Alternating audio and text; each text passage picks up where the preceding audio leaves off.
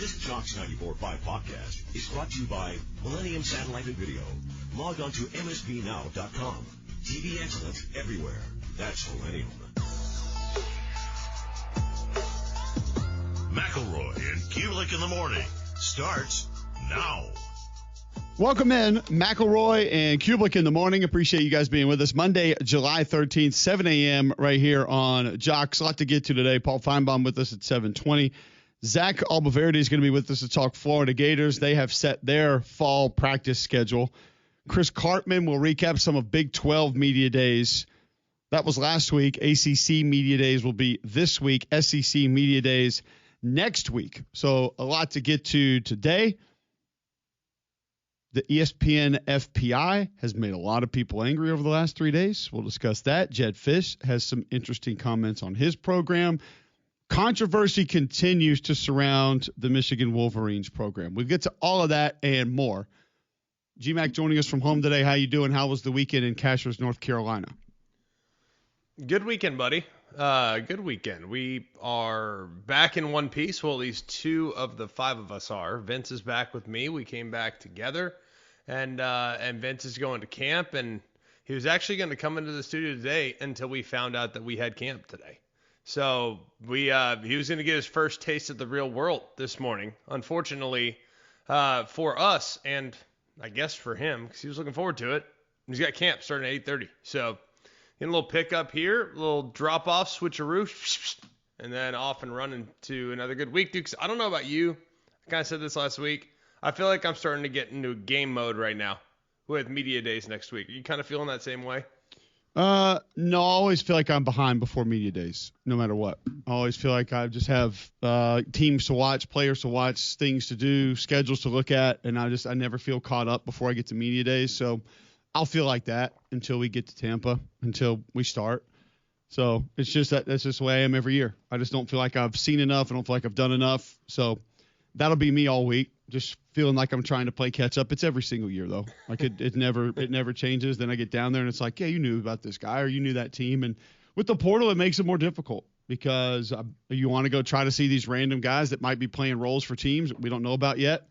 And you feel like, okay, I want to have extra conversations with these coaches or guys on staff, and you might not have time to have that this week, and you're just trying to get caught up. It's a constant catch up nowadays in college football, and so I'll be doing that all week, and that's just kind of where my brain is, where my brain's going to be. It never really changes. It doesn't get different, and it's not going to be different this time. Well, I don't know. I feel a little more ahead this year than I feel like in the past. I don't know why. Maybe it was just a little less in the portal, and it was only one portal season, so there weren't extra ads in May, what have you. You've kind of the teams you studied in the spring are still intact for the most part, with the exception of a guy or two here or there that might have gotten hurt or might not be around or might have gotten relieved of his responsibilities on the team, whatever. I feel a little more ahead this year on the teams. I don't know why that is. Maybe it just, in the teams that we primarily cover, it didn't feel as insane from a portal standpoint. Maybe it has felt in the past. I don't know. Is it just me, or is it a little less this year from a portal movement, new guy standpoint? I don't think the numbers overall are less. Maybe like you said, because it's the majority of it has been later.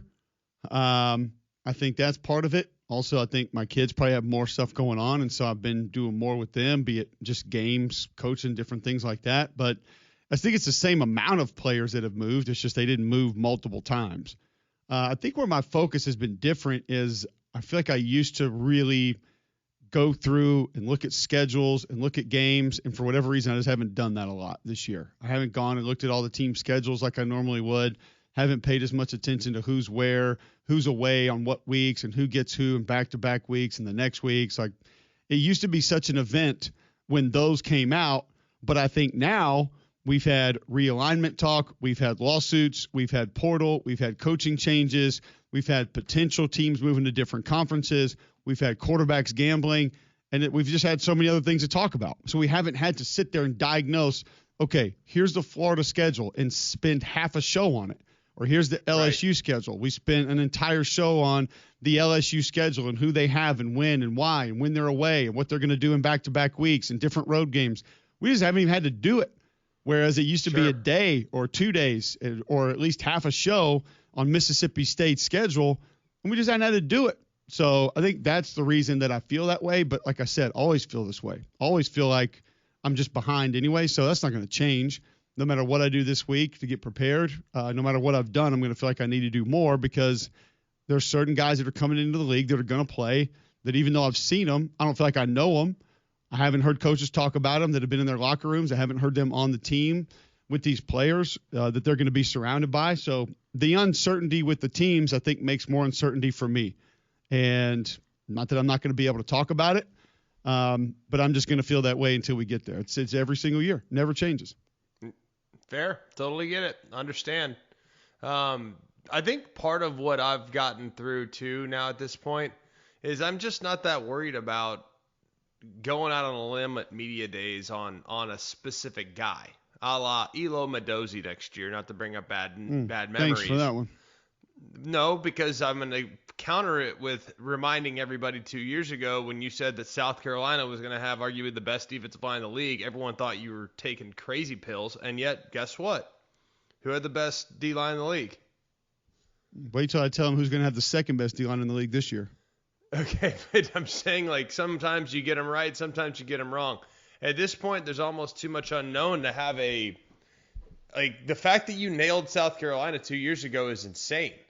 Because I would have said for sure on the day that you said it on the air, I would have said that's not possible. South Carolina is not going to have the top D line. But the same day that you said Elo Mendoza might be the best edge rusher in the league, I thought that Elo Mendoza had a better chance of being right than South Carolina being the best D line had a chance of being right. You know what I'm saying? Sure. I mean, it just felt like less of a risk going with a guy that Georgia went out and handpicked to go become their edge presence. Like, of course. I would trust that all day. And I trusted your prep, and I totally understand why you believed that when you believed that. But the thing is, we don't really know anymore. Like I think even the coaches, if they were to tell you behind closed doors, hey dude, guess so you know, like I think we got a guy here, and I've had a few coaches tell me this. Like I think we got a guy in the slot. Like but it's always with the caveat now. It's always I think. It's never, dude, wait till you see this guy in the slot. Have you noticed how different it is coming from the coaches in the last 10 years? It's totally different. I think that's it's what I referenced a little earlier. That's where the mindset is, and it's going to stay. Like when you brought up best D lines, and I know people still do this. We talked about a couple of lists that have been out this offseason of best position groups, wherever they are, whatever they are. How confident would you be right now? And we've kind of done ours and what we like, but best linebacking core, best offensive line, best secondary. We can probably pick one or two and feel great about it. How good would you – this is just the SEC now. This is not even nationally. But how confident are you now when you start getting to 3, 4, 5, 6? Oh, gosh. I know I'm not. Very. I mean, it's kind of like, well, I think LSU is going to be pretty good. Like, I feel like it. Like the Ole Miss group might be solid. Auburn's could be pretty good. None of us sit there are pounding the table. We used to pound the table on 3, 4, 5 and be like, no, they should be 2. Or there's no way that one should be 3. It should be 5. The one you have at 5 should be at 3. 3 should be at 1. And it was a great debate. Now you can probably give us 1, 2. You can make an argument for 3. Nobody's pounding the table after that for a lot of these position groups or a lot of these different groups of guys at certain places that, oh yeah, they're going to be great. I mean, like if you ask me O-line right now, I'll tell you Texas has a chance to be really good. I think Georgia's going to be great. After that, we can have some conversations about some groups, but true confidence in what I think about the South Carolina O-line, the Auburn O-line, the LSU offensive line even, which everybody just automatically, magically thinks is going to be great this year. The Ole Miss offensive line probably going to be solid, but in terms of nationally dominant compared to what Iowa's probably going to be or Notre Dame's probably going to be, I'm not going to put them there. I don't think they're going to be that. I just think it's hard to classify a lot of these groups. Well, because I know a lot of people were pounding the table last year at this time of Alabama having the best O-line in the league. Because you have Proctor back and Brailsford back and this guy from the portal. We just don't know. And so I think a lot of heading into these media days, and maybe that's why media days now become more intriguing, because some of these coaches give you real confidence on a certain guy or a certain position group that can legitimately change our mind. Say, okay, I wasn't sure about that. I trust this guy. He usually shoots me straight. I believe what he's saying. Maybe that group is going to be good this upcoming season. But even the coaches would tell you, at least the coaches I've been talking with throughout the last 2 or 3 off seasons, when I have a conversation with a guy, they seldom sell me as strongly as they once did. Like, I can remember now he's not at his position. Now he's not there anymore. So I'll just tell you when it was. It was probably about 4 or 5 years ago. I'm talking to Mark Stoops on the phone, and probably a week or 2 before media days. And he's like, look, I just want you to know, dude, I think our running back room is going to be as good as anybody in the league. And I'm like, huh, really? Because I'm telling you, this guy, Benny Rodriguez or Benny Snell, or whoever it was, I don't remember who it was. Like, this guy Chris Rodriguez. He's big. Chris Rodriguez, Benny Snell, whatever it was, whatever year it was. I don't remember what year it was. He told me before media days, he goes, I'm just telling you, I think my running back room is going to be as good as anyone in the league. Like, I don't think this. I know this. Like, this guy's the next level. And I'm sitting there like, that'll be an interesting thing to say on media days. I have yet, and guess what? Wasn't he right? Yeah.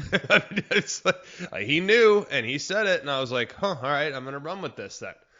Now, when I talk to a guy about a specific part of his roster, he'll say, yeah, I think if we can get this guy, or if we can get this room playing well, if we can get, like, it's always with the caveat, if we can get, or I really think, or man, I hope this. That's what I'm hearing from these coaches. I hope, I think, if we can get, if they're not, it's not like, hey, I'm just telling you right now, our running back room is going to be the best room in the league. It's not that, they're not pounding the table. So if they're not pounding the table, how can we as analysts pound the table on their behalf when it comes to a guy that might not being talked about enough, or a position group that might not being talked about enough? 100%. And you have guys that are moving up a level. What's that going to look like? They may have been great in the Sun Belt, or they may have been great in the WAC. Are they going to be able to be great in the SEC? Or you have a high school kid that you're going to have to lean on. Is he going to be ready and be able to just come in and be able to play ball? You may have a guy that hasn't been healthy, that's been banged up most of his career, and all of a sudden you're saying, hey, if we can just get one good year out of him. I mean, who was the receiver? Isaiah Nayor. How many years in a row have we heard about how great he was going to be somewhere? And he was awesome at Wyoming, by the way.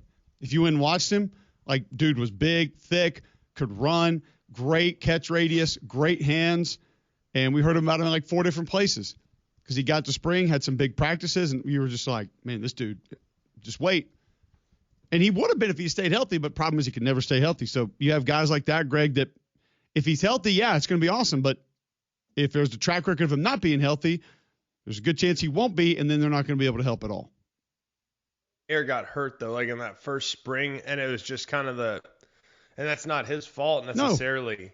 No. But he just never really became what we thought he had a chance to become. Like, I mean, injuries are part of it, by the way. Like, that's a lot of making it to the highest level or reaching your potential is luck. Like, you got to stay healthy, and you got to be able to bounce back from injuries if and when they happen. And some guys can and some guys can't. That's a tough thing. Sometimes the injuries are more severe. Can't bounce back and don't come back the same way. It stinks. So, yeah, Nair is one of those for sure where it's like, all right, hey, yeah, this is going to be a guy for sure. Look what he did at Wyoming. I think he could hardly throw the ball. He was their whole offense. And sure enough, just never really materialized. But there was a handful of guys like that last year, too. I mean, there's like Elo Mendoza. You weren't the only one. A lot of people were thinking, oh, dude, this guy's a game wrecker. Like, he's got a chance to wreck games at Georgia. In that defense, with how they're going to use him and the aggressiveness that they'll blitz up the middle with, and now you got him on the edge getting a lot of one-on-ones. Like, look out. Yeah, if you watched him at Army, and I know level of competition, which is kind of part of the conversation, like, the dude's got juice. Like, he could go. You don't need to explain it to me. I hear you. I wasn't as strong on you because I don't know the position as well, but it was one of those, like, I trust Kirby Smart. You know what I mean? Like, I trust Curry Smart, and if he's going to get in a guy and he prioritizes this guy in the portal, like, he must be pretty good. I think there's listen, there's a very base fundamental part of this that we haven't talked about yet that I think I can freely say now. Whatever position you play in football, you got to know what to do. Plain and simple. Knowing the plays. There may be a situation every now and then, and we have also seen this in this league, where you will wear a helmet that has a certain sticker on the back, and your coach trusts the other 10 enough to where he can tell you what to do on every play, but not a lot of coaches have that luxury. So therefore, you better know what to do. And if you don't, that's also going to keep you off the field. So, lots to get to Makes there. sense to me. Yeah, a lot to get to there. A lot to talk about today. It's going to be fun. Paul Finebaum will join us on the other side. Before we continue, I want to apologize to you guys for Friday. Another trip to the emergency room for me. It was not fun. Another kidney stone. And we are just, our heads are spinning on trying to figure this thing out. But let me just tell you. Golly. It's brutal, man. It's brutal. It's brutal. Well, I hate waking up in the middle of the at 5 in the morning or whatever it was, and like I'm heading to the emergency room. No context. I'm like, oh god. You can pretty much guess if I send that, that's what it is. So this is okay, but I mean, it could be anything. You never know. Fair.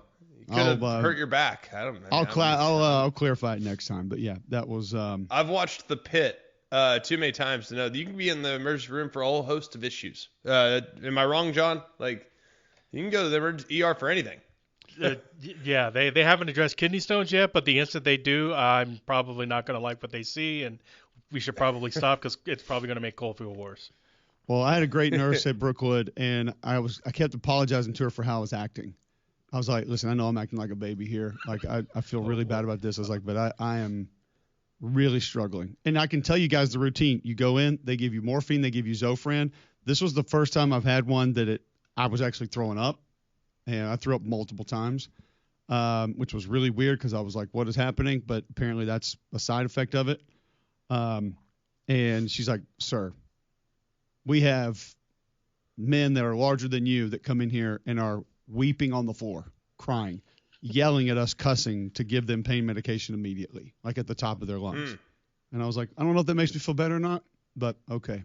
And then the best part was Saturday, we had our first kid pitch.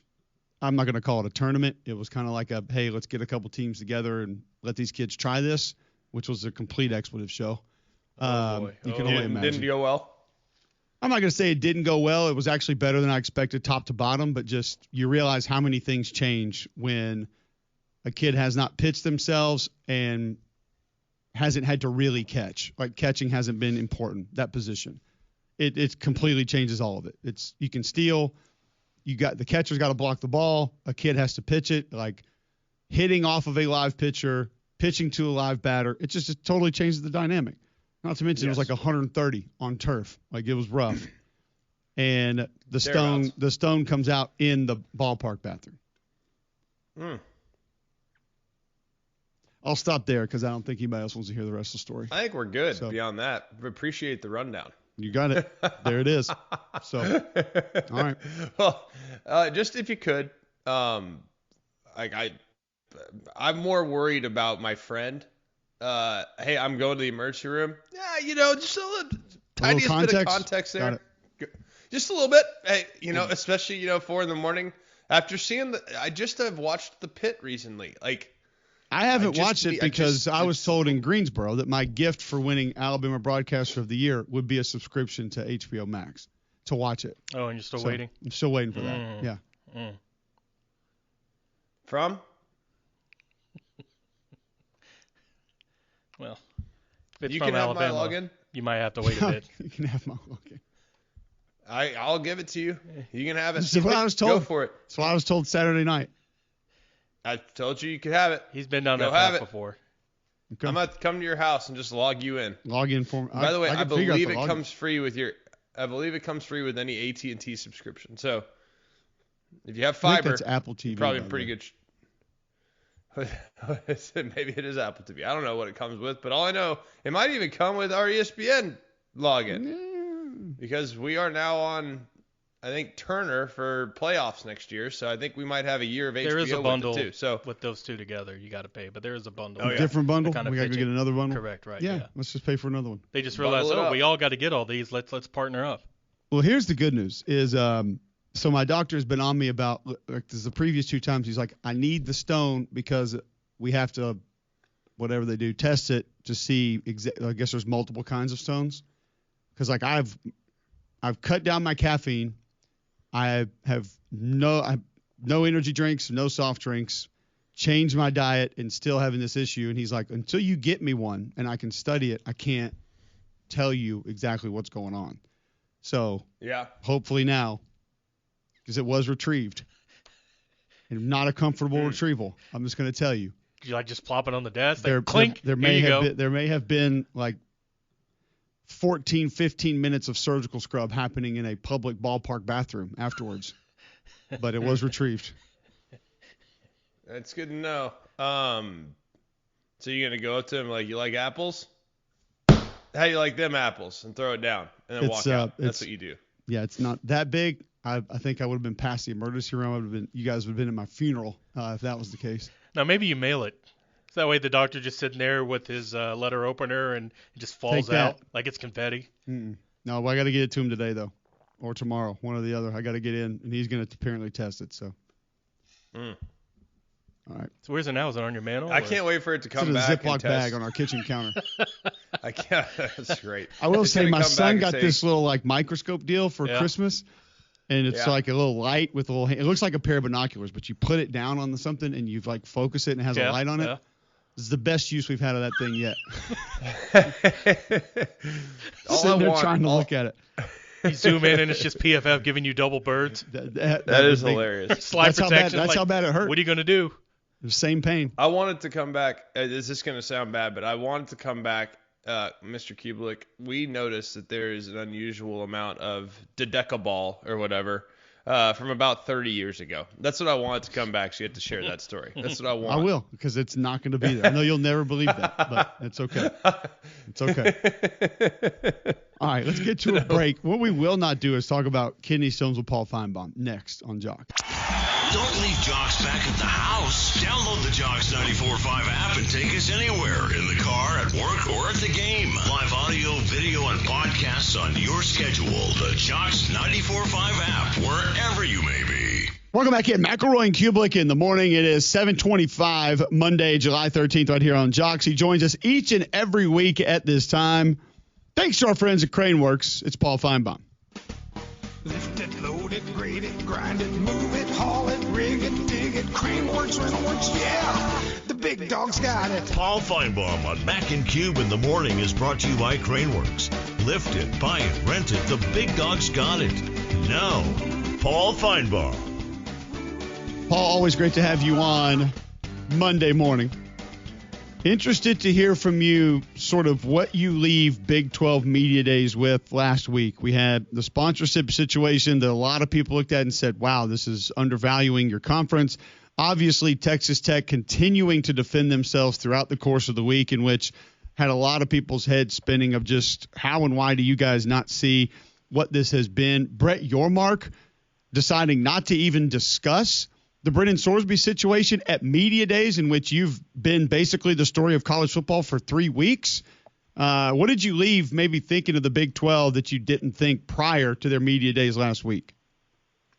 Number one, it was a major fail for Brent Yormark. This is a commissioner who has big-time entertainment, television media background, and he completely failed. I mean, you have to understand your room at all times. And there was no danger in discussing the Sorsby situation. The league could have taken a high position, saying, "Listen, we were against it. We were going to court, and then we finally found a legal solution that Sorsby couldn't deal with." Instead, he tucked and ran and looked terrible. The monster deal blew up in his face, and maybe some of it's just the joke about the name, even though I see people drinking it every day, or the undervalued. But it was like the Media Days that wasn't. You take a shot at being on a standalone. Your competition, of course, is the World Cup, which major. And when you mentioned it to me, I had to jar my mind for a second to remember that it even happened other than negativity. So, Paul, help me understand. Like, I don't know if there's a way of winning Media Days. I really don't. From a Brett Yormark standpoint, I think their situation's so unique, so impossible. But I do think maybe tackling it head on would have been beneficial. If you were advising the conference on how to handle Media Days last week, how would you have advised them to handle it?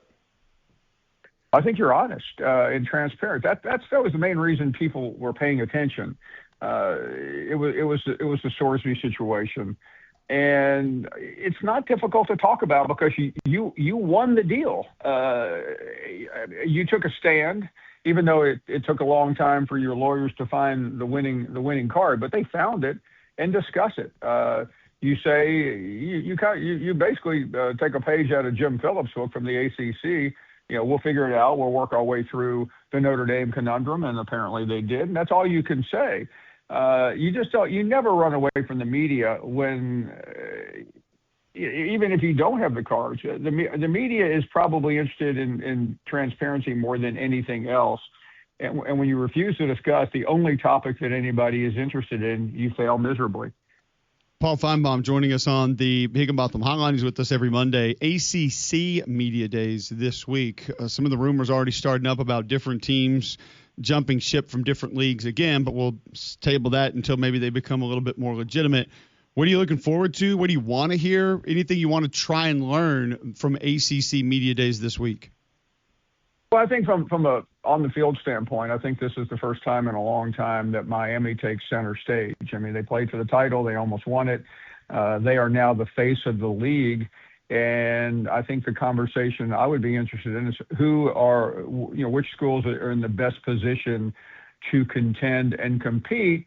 And then you always flip it over and there's Dabo, a guy who once owned this league in the same fashion that 25 years ago Bobby Bowden did with Florida State. And where is this program? Is Dabo going to come in there with his usual Daboisms, or is he going to try to meet this head on? And I mentioned Florida State a minute ago, and what is the state of and the status of Mike Norvell, who many thought should have been fired last year. Probably the win against Alabama kept him off the hot seat the first half of the season.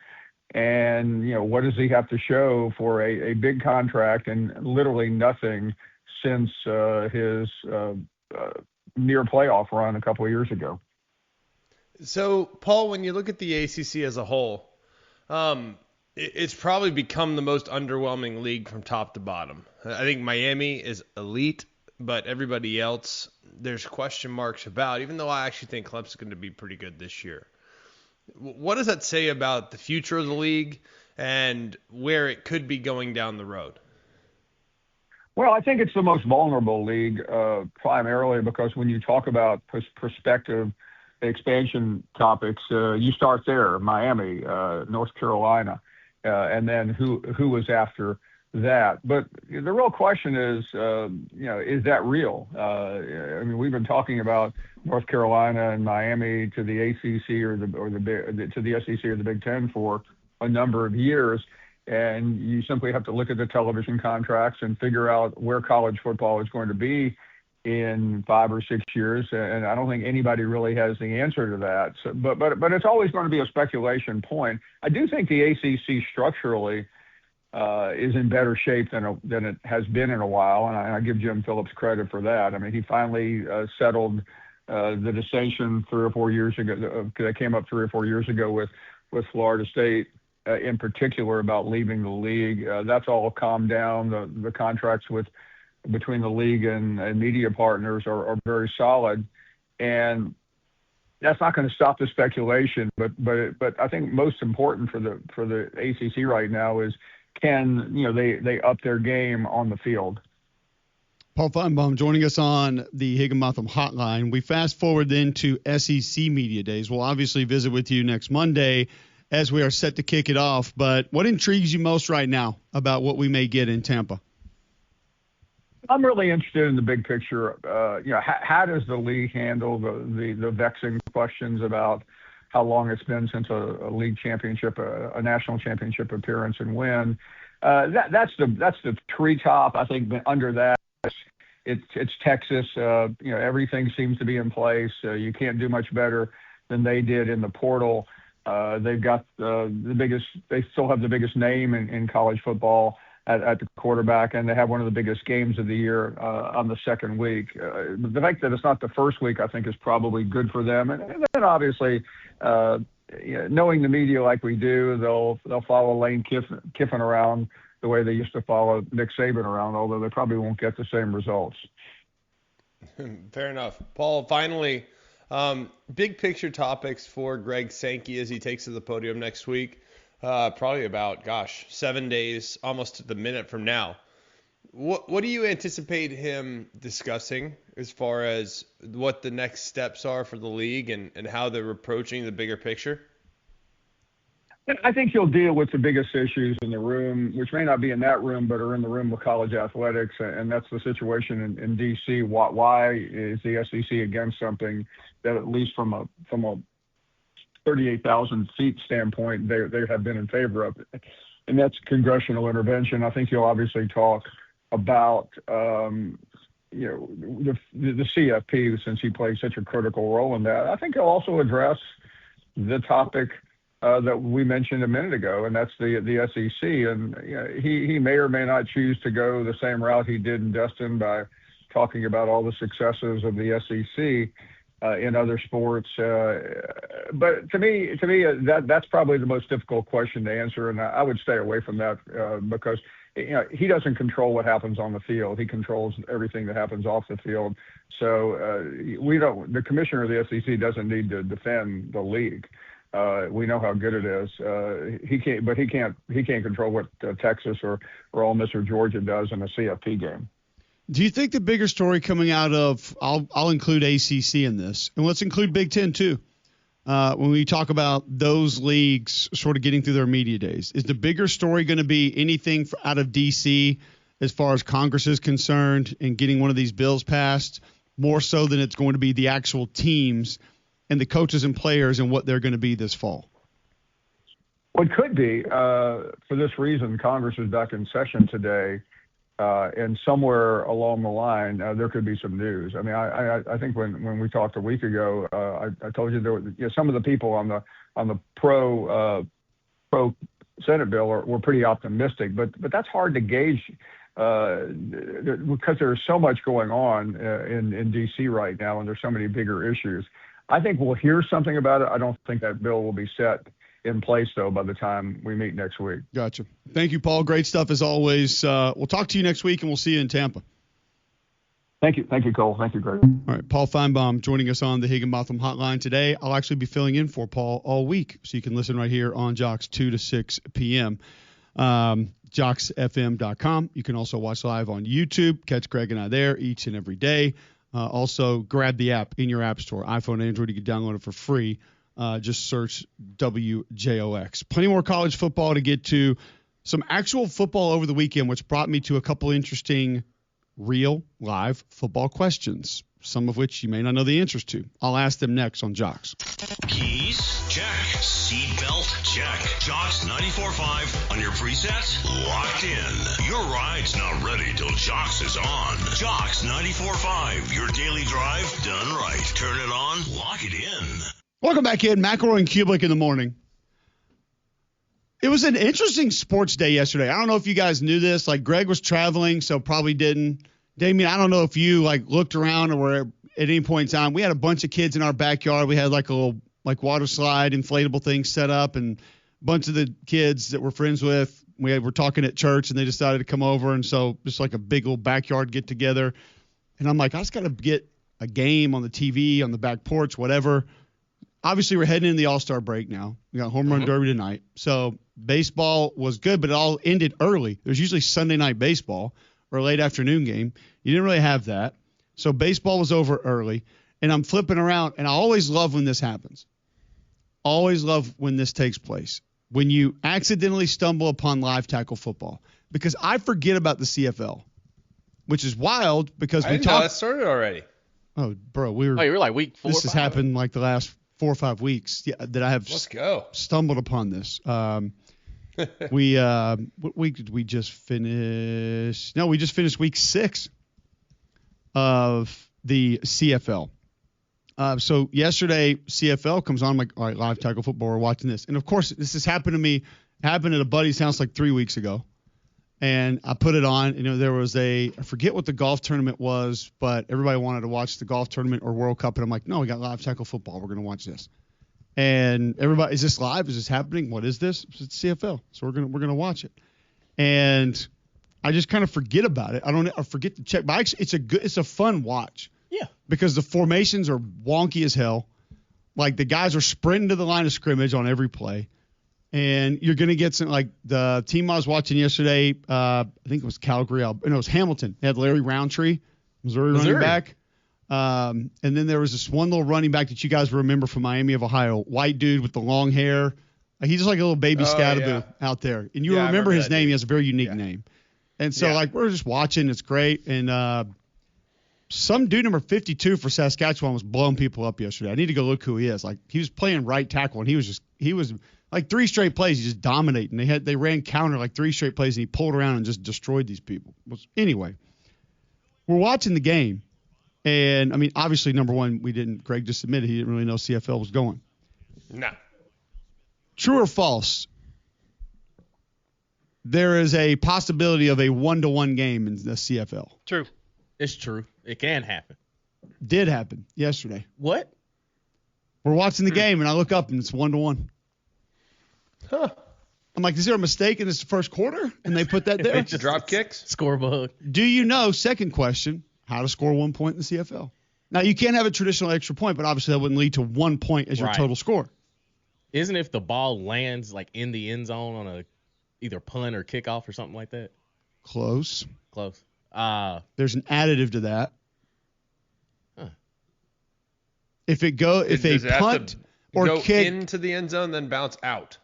That would be 1 point. If you kick it through the end zone, now keep in mind, 20-yard end zone. That makes a difference. So it's difficult to actually kick it off out of the end zone. But if you punt the ball or kick off the ball into the end zone and it is not returned out of the end zone, you get 1 point for that. Okay. So like your coffin corner punts into the end zone are actually extremely valuable. Well, I say extremely valuable. You get a point. I don't know if that's extremely valuable. You never know. All it takes is one. Could you imagine being down 1 and then saying, all right, guys, we're going to punt this one. Here we go. You ready? Oh, Colquitt's going to do it. We're going to win this thing in overtime. Or if you're the return guy, you're like, hey, I got it. You have to get this to the 1. To the 1. But if they put it deep in that corner, I mean, that's 18 yards. You got to get it out of the end zone. Not easy. The most fun part is when they get to like the 14 or 12-yard line going in, and they throw these passes into the end zone. There's just so much space. True. Like, it's just forever. True.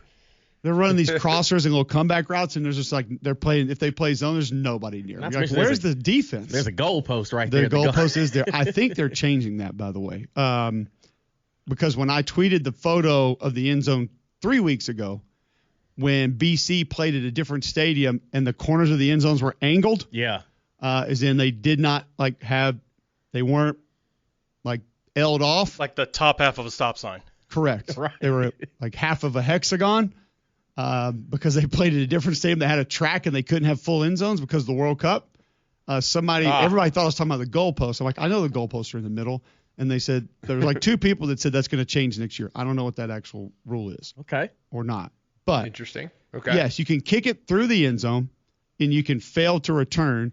Kicking team punts or misses a field goal into the end zone and the receiving team catches it but fails to run the ball out past the 20 or intentionally downs it to concede the point. How do you just concede that? You're just going to give up a point? Yeah. See, I also didn't realize it had to be past the 20 either. That's an interesting thought. Like if you're trying to return it past the 20, you put it on the ground, is it an actual change of possession? See, the things in the CFL, I love the little rule changes. Now I'm going to watch more. I'm intrigued. Is the quality of play good? It's not bad. It's not. The quarterbacks can throw it. They have decent receivers. Like, it's not bad. But XFL being on the low end, or UFL on the low end, to NFL being on the high end, where's the quality of play fall? I feel like the offenses are more capable. And I feel like we were talking about this yesterday. There were a couple guys that were there, and they were like, "Why is the UFL like just?" They're like, "I'm just watching this. I haven't watched any, but the offense feels like it's better. The two offenses that we've seen." And I was like, "I can tell you easy. Most of these guys have played multiple seasons together. It's the same thing we talk about in college football. Mm-hmm. Like a lot of these dudes stay on the same CFL teams, especially the actual Canadian guys on the roster, which you have to have more of. They play together longer, and when that happens." A lot of these quarterbacks in the CFL, they're not jumping to the NFL or jumping to the UFL. They're staying in the CFL. And when that happens, you get better ball. And I'm like, a lot of these dudes have played 3, 4, 5 years together, and so therefore they're going to have a better grasp of what they're being asked to do on every play. I'll say this, like, to me, just watching it, and I've watched it a few times this year, the offenses look more capable than the UFL. Now, defense does not look fun in the CFL. I'll just tell you that. Like it does not look enjoyable. Don't they get like running starts and stuff? That's what I was saying earlier. Like working in their favor. Your motion, and by the way, it can be more than in arena ball. I think it can be one guy. Right. In the CFL, it can be multiple players motioning towards the line of scrimmage. Yeah. So they just back them Not up. great. You're running this like offset pistol, and there's two guys in the backfield, and both of them leave and go straight to the towards the line of scrimmage, and they're just gone. So you can't press. No, you not got at to all. play off. I didn't see a lot of man to man. I don't know how you're doing Just that. kind of figure it out. Guys are just getting roasted. But I was surprised. In the 3 or 4 times I've watched it this year, the offensive line play has been much better than I would suspect. Now they're only rushing 3 half the time. Okay, so yeah. So You ain't got to slide should nobody? be pretty good. You don't have to slide to anybody? Does anyone run the ball? Like, is there any? Yeah, that's what I'm telling you. Larry Roundtree was going yesterday because I get it, they but had this little is it gap a scheme lot, deal or going. is it purely because of just numbers? Like, all right, let's see what he you did. have 3 yesterday. downs to get it. That's the other hard part. Is yes, What is 3 downs? 3 downs. Larry Roundtree went 9 for 36 yesterday. As a team, they ran for 26 for 137. Hamilton ran 21 times for 100. They didn't have a lot going offensively yesterday. So At least there's a commitment to running the football. Like, they're going to try. yeah, I didn't remember Jake Dolgala, quarterback for Hamilton. Have we seen the tape on Jake? Name doesn't ring a bell. Gosh, I'm trying to think of that name. Trevor Harris was the quarterback for AJ Oluwet. That was the running back from Ohio. Mm. He's like a little baby Scattaboo. I had one of his games I know. I at remember Ohio. him. He was tough. Where as did nails, he dude. end up? Where did he end up? Saskatchewan. No, Right, I know. I feel like now. he's. You know what I'm saying? I feel like there was a moment where he actually. I actually think he ended up in a different place. Like, didn't he transfer out the last year, maybe to UCLA? No, that was a different UCLA. kid. That was the kid. He's with the Chiefs now. Yes, there was a MAC running back that went to the UCLA. God, what's his name? Yeah, it's same style guy. You know what I'm talking about. It's the same dude, but it's a different name. Okay. But yes, I know exactly who you're talking about. Carson Strong, I think is his name. Carson Strong. There you go. Yeah, that was him, and it's the same kind of guy. Coach on the field. Yeah. Gritty. Tough as nails. Knows the playbook. Jim Rat. Yeah. Jim Rat. Yes. Great ball security. Sneaky athletic. Sneaky athletic. Good in pass pro. Very good in pass pro. Exciting. Yes. Hey, Chad Kelly was leading the Long league hair. in passing for a while, though. He's actually had success up there. Hey, Swag Kelly, baby. All it takes is no pass Definitely. rush and zone coverage, and you're good. Good. If you can do that, then you're rolling. So Are there any like standout defenders, like some standout like rushers, like edge rushers? Are there any guys that are like dudes? I mean, I'm sure there's a couple. I'll check None the that stats. you could find. I'll check the stats on who leads the league in sacks when we come back next on Jocks. Jocks 94.5 is live on YouTube every weekday, plus video shorts and podcasts. Find us at Jocks 94.5 and smash the subscribe and like button so you never miss a moment. Jocks 94.5 on YouTube. Your quarterback sack leader, Jay Suresna for Winnipeg. He has 4 on the year. So I don't think there are a lot of elite rushers up there right now. Don't think so. I would think with Jonathan Combo's as a up there, though. quarterback- As a quarterback, though, you're getting forward motion.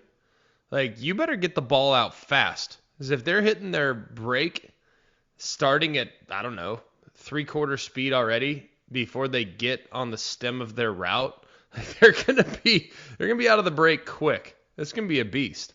It gives you some advantages for sure. There's no doubt about it. And you can always find advantages on a vehicle, Greg, at Bill Smith Buick GMC.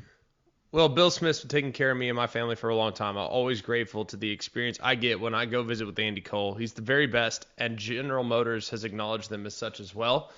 GMC has named them Dealer of the Year 9 times. They've named them Dealer of the Year 6 years in a row. They are professional grade. You can go to a 2026 GMC Sierra 2500. This is Denali Ultimate trim level. It's the nicest vehicle on the road. $99,030 is the list price. You could take $11,000 off that sticker, get you out the door for $88,030. Deals like that keep people coming back. I mean, that is a 2500 heavy duty, beautiful trim level, nicest trim level they have. And they're giving you over 10% off. Deals like that keep people come back. I mean, that's why 75% of their business is repeat customers. That's why I've bought multiple vehicles from Bill Smith. While I'll buy my next vehicle from Bill Smith. To take the short drive to Coleman, you'll be glad you did. You can also shop online, have delivered right to your driveway at BillSmithBuickGMC.com. All right, when we come back on the other side, next hour we talk to Zach Albaverdi about the Florida Gators, their practice schedule for fall now set. Where's that quarterback situation? Any more clarity into that? Defensively, who are we looking at that could be a standout that we think could make them different on that side of the ball? The offensive line questions. We'll just kind of catch up on Florida a little bit. We'll also talk Big 12 Media Days with Chris Cartman at 9 o'clock today. Great news for Alabama, GMAC. Great news. Not only do they get a commitment from a quarterback in the 2028 class, 6'3", 195-pound quarterback Kingston Prayer. He commits out of Alexander City, the number 39 quarterback in the ESPN 300, junior 300, that is, so it's the following class. But it is that season. Kalen DeBoer is on the Dodd Trophy watch list. Oh, whoa. Here we go, boys. Plan the parade. Dodd Trophy. Watch list. Coming home. So if you were wondering if there was legitimacy to Kalen DeBoer being the head coach at Alabama, now you know. Now you know. Now we're good. We no feel more good questions. About it. No more questions to be asked. That was it. That's all. We're good. That's all we got. What more do you need? Nothing. Man, you make a I'm watch so list, happy. you're in. That makes me feel really good. A lot of graphics floating around Friday on that one. You love it. Just all admit you love it. When we come back, the ESPN FPI top 20, the ESPN FPI top games of the season, strength of schedule, percent chance to make the playoffs. How much do we agree, disagree? We'll discuss it all next right here on Jocks. This is McElroy and Cubelic in the morning. Hey, I'm Chris Van Vliet. Go behind the scenes and beyond the headlines with the biggest names in pro wrestling and beyond. Mr. Sandman. All I ever wanted to be was a pro wrestler. So I got to live my life and make people really happy. The Heartbreak Kid himself, Shawn Michaels. Do you think there's anybody better than you were? I think I was great at what I did, and I think other people were great at what they did as well. Greatness is more a mindset, I think, than anything else. Mindset, motivation, insight with Chris Van Vliet. Follow and listen on your favorite platform.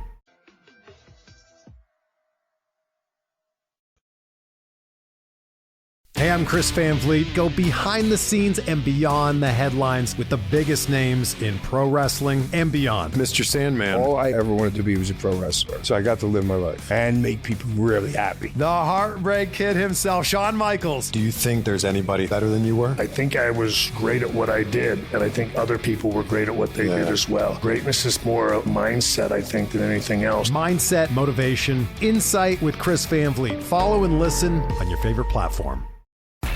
Jim Rome takes on sports. I will always have a complicated relationship with this game, but people evolve. So do sports. Do not make me regret this. Do not make me devolve back to that guy that so many clones wish that I still was. And do not embarrass the entire country. Now, I can go back. I can get there fast. Lose tonight, and you got a real problem. Do not blow it. The Jim Rome Show podcast. You've been warned. Follow and listen on your favorite platform.